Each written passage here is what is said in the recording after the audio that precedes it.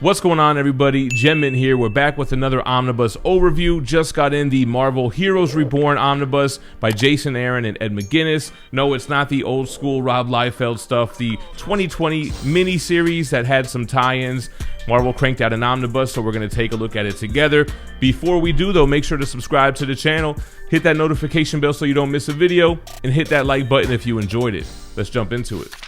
This video is brought to you by THATSPIDERMANBOOTH.com. That Spider-Man Booth is now doing subscription boxes, and they have some great exclusives for the month of December. They got a Ninja Funk Issue 2 Secret Christmas cover. It's an Alex Cormack exclusive with concept art by JPG himself and Molly Wood. They did 250 regulars, 100 foils, and there's a 1 out of 1 medal. Cover has not been revealed yet. Also, we'll include an Alpha Betas one. Same cover artist, Alex Cormack, who has that Rick and Morty style. Another concept by JPG McFly, which they made 600 regulars, 100 foils, and another 1 out of 1 medal. Make sure to visit ThatSpiderManBooth.com and subscribe to their subscription box. Alright guys, here we go. The Heroes Reborn, America's Mightiest Heroes Omnibus. This comes out this week at the time of recording, so November 16th, by Jason Aaron and Ed McGuinness. You also have Mark Morales, Matthew Wilson, and then there are other creators.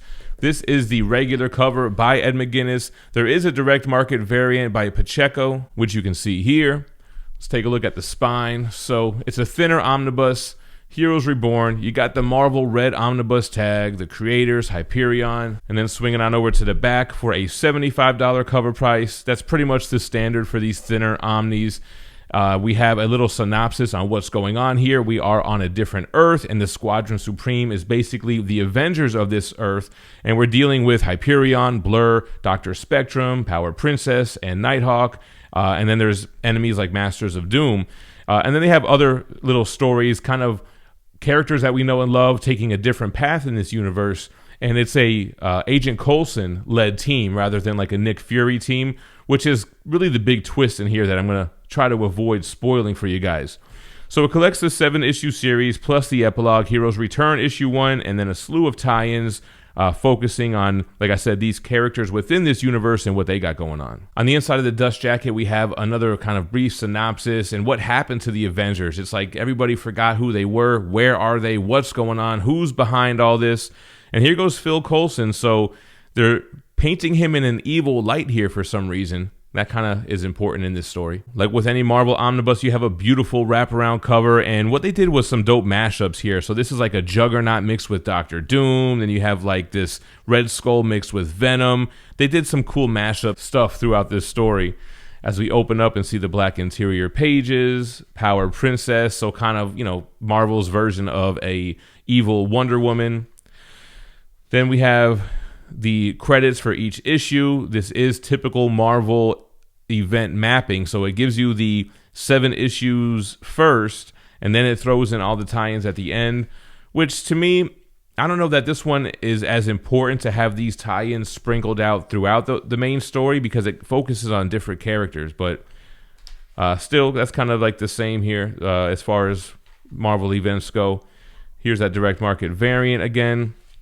As we get into issue 1, so you can see how they kind of did the graphics here. You have a version of the cover without a trade dress, and we're jumped or thrown into this universe where people kind of remember Thor and the Avengers, but for some reason they're just not real. They don't exist, and we, like I said, are in this world where the Squadron Supreme are the heroes. Love this Hyperion bashing through Galactus' head. I'm glad that I was able to skip to this page.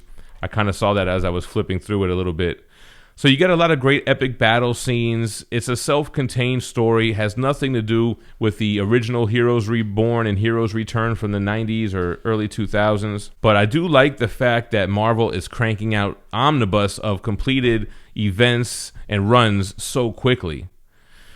I like how it does cover or have the cover of each issue that we're jumping into before we get into the story.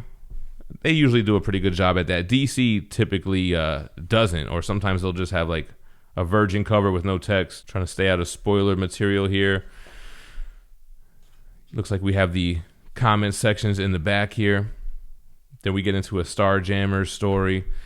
So it's a nice way to catch up on this if you missed it in single issues. It was only 8 issues really, and then the couple of tie-ins here. There was probably, what, 5, 6, 7 tie-ins. But you can see what you're getting here with more modern type of artwork. You're getting a lot of fun action scenes, fun character mashups, and Elseworlds type of events. Norman Osborn as Green Goblin. All right, so then we have what, Marvel Double Action. We'll get into the bonus materials. I don't really want to get too much into the story because, like I said, there's a kind of a big twist as far as who's pulling the strings behind this universe that I don't want to get into.